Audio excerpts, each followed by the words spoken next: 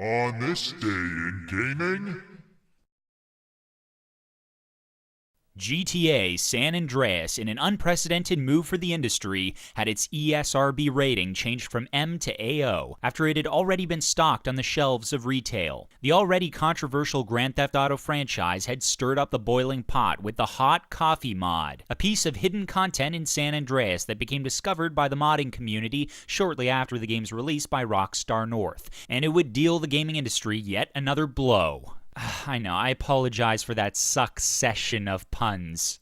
Oh man, I can't stop, I'm sorry. What was hot coffee, I hear you asking? Not because you don't know, but because you're hypersexual young males eager to hear me illustrate the finer points one more time. Alright, you perverts. Basically, your character CJ goes on a date. He walks his woman to the doorstep, he gets invited in for some coffee, classic euphemism, but instead of the typical sequence in which the camera would wait outside as you listen in on your protagonist getting some action, you'd get a front row seat, actually getting to control CJ's stick as he earned some extra lives. It drew ire, to say the least. Congress was quick to counter, with the familiar foes of these vile video games fighting at the forefront.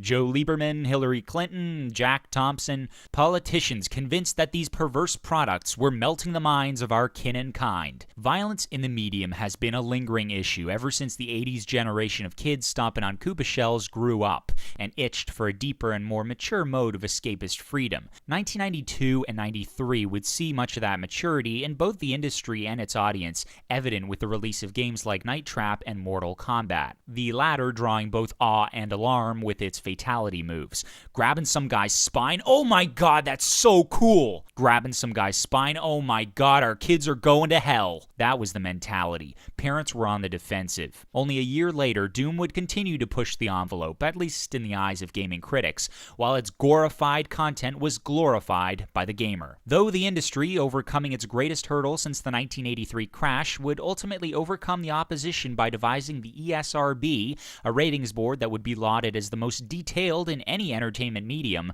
a game called Grand Theft Auto and its millennial sequels would become the icon for the next generation of violence in video games. GTA was the new target on the block, the one for the concerned mother to point the finger at. But for whatever reason, sex in games or movies has always been more offensive and distasteful than violence. So when Hot Coffee started filling mugs around the world, the Entertainment Software Ratings Board responded. They changed the rating from mature to adults only. Now that rating alone is virtually never used, but to change the rating after the release of the game, that was unheard of. It's still pretty much unheard of. A patch removed the content and served up the coffee cold. But why does this day in gaming matter? What does the event mean? Well, it means that the ESRB still takes the integrity of the gaming industry very seriously. That may be something that we take for granted now and again, but remember, it was only 20 years ago that the entire trade was threatened to be regulated by a federal ratings board. I mean, can you imagine that? Integrity matters, especially with regards to the history of the video game. After all, it was a lack thereof that brought the whole thing down. Grand Theft Auto would undeniably help to strengthen the cinematic experience in video games, but it has also always walked a careful line. It's important to know that there is a line, and crossing it means consequences for all of us in the entertainment biz. GTA San Andreas got its rating changed from M to AO by the ESRB, July 20th, 2005, this day in gaming.